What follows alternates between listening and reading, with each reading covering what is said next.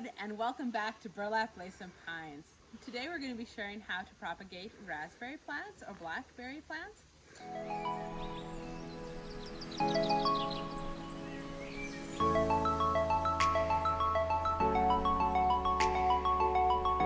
Behind me we have these gorgeous blackberry plants, and we love blackberries. We love blackberry jam and jellies, syrups. I love fresh black raspberry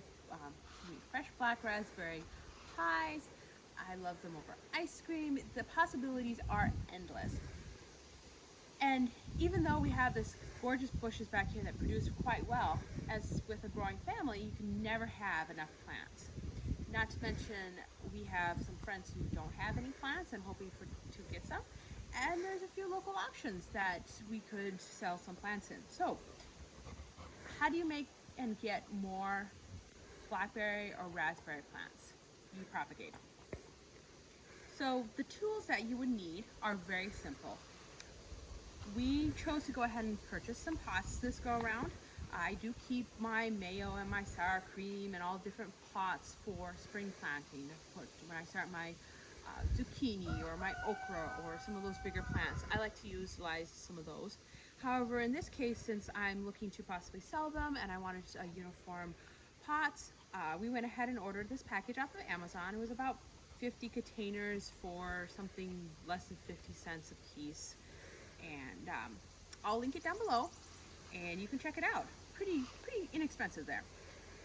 The second thing you're gonna need is you're gonna need some sort of planting medium, like dirt, right? Okay, and that could be something out of your garden, maybe some really good black soil from your garden. In our case, we actually have some really nice manure, composted manure that we got from a friend of a friend. They had a big old pile of manure from their animals, their livestock, that it had sat there for several years and it was in their way and they needed it gone. And we said, hey, we'll take it. And we hauled it to our property. It went into our garden. We have a nice stack in our garden that we're still utilizing for things like this. So we're going to use some composted manure. You could, if you don't have that stack in your back of your garden, totally buy potting soil. Again, dirt, worms castings. You can get really creative with this, but we're using some composted manure today. The third thing you're going to want to look into is a rooting hormone. I purchased this off of Amazon as well, and I'll put the link down below. And there's different options here. Now, some people choose not to use this completely, like nothing at all. Other people choose to use an item out of their kitchen cupboard, like honey. There's a bunch of different items out there that are recommended. However, for us, we've decided to use this since the success rate should be better and the plants should be more vigorous. So we've gone ahead and going to use rooting hormone today. And the final items, you're going to need something for cutting. Of course, when we went to start this, the shears are nowhere, right? So we're using this. It's actually got a sharp blade in here, and my husband uses it for cutting like hacks and things like that around the house. People will say that you do need to sterilize your equipment before using it. In our case, we're sticking this right into utero, right? Okay, so this is not dirty. My husband did not just take it out to something really gross and yucky and use it. It's clean, right? So we're not going to worry about the sterilizing. If you're using tools that have been used on something sick, probably need to sterilize it. Okay, so that's what you need. And how do we actually do the propagating? So my plants here are growing into my yard. So we're going to come over to this lovely branch that's actually coming right into my yard here. And we're going to actually go ahead and just trim him at the base. He's got some really nice growth starting here at the leaves, all these buds. So we're just going to cut them off right down here. Yeah, that. You see our helper here, all excited to see what's going on.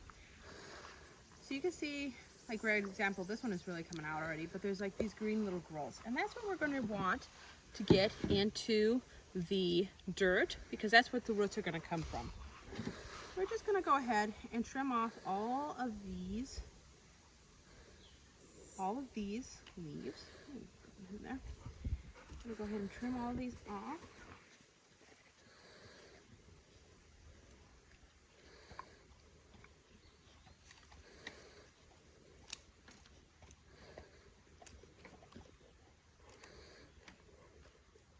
kind of a prickly job.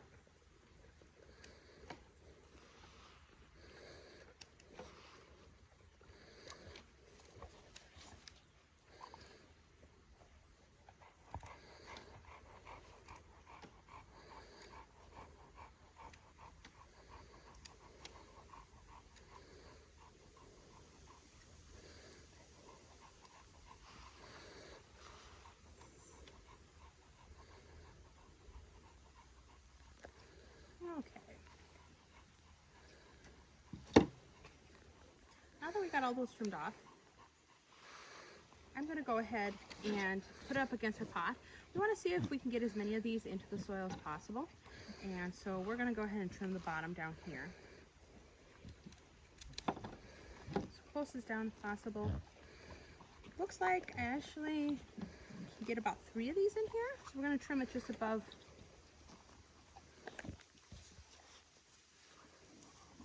Right about there. I'm going to leave some of it out, some of it in.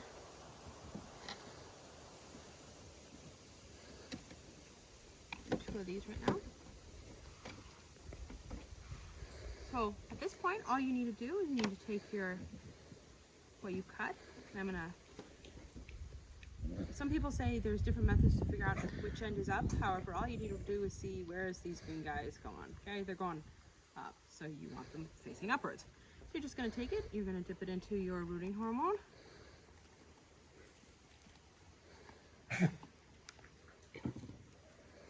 And you're going to put it right into your soil. Okay. At this point we're going to go ahead and move this guy over to where we have a staging ground for all of our new plants, and we're going to water them daily, every other day, whatever is needed with the rain we've been getting. And shortly they should start sprouting leaves, and that'll be a sign that it worked. So option number 2 is to actually take the pot right over to your bush, like I'm going to show you right now. And literally, it's pretty simple. So you got actually 2 options here. First option is, let's say you're just wanting to expand your bush line, is you could take your shovel, put it into the ground here, put it in, you're going to rock it back and forth, and you're going to open up the dirt a little bit, and you're going to take your cane and you're just going to shove it into the ground. I'm not going to do that because I don't want to actually throw it into our yard here, but you shove it in the ground, you put it back down, you stamp it in, and you let it do its thing. It'll actually like, hey, I'm underground, let's grow roots, and it'll start shooting right back up again. Once it's established, you come back, you cut this cane off, and you have a brand new plant. But the option I do want to show you a little more in depth is how do you actually leave it where it is and get it to create a new plant in a pot so you can actually take it somewhere. You can bring over this guy, you can shove it into your pot of dirt, cover it up, and leave it be. It'll start growing right on its own, and you'll have another plant right here. Eventually, once it's well established, you'll just chop off the mother cane, and off you go with your plant. This method means that you have pots all around your bushes, and we prefer to just have them in one area. You can mow easier and things like that, but this is a totally viable option. There you go. Now that's how you have a friend here. That's how you propagate your blackberries, your raspberries, your red raspberries. You can buy one plant and get a whole bunch more. Follow along for more information on homesteading, cooking, canning, preserving, and growing plants.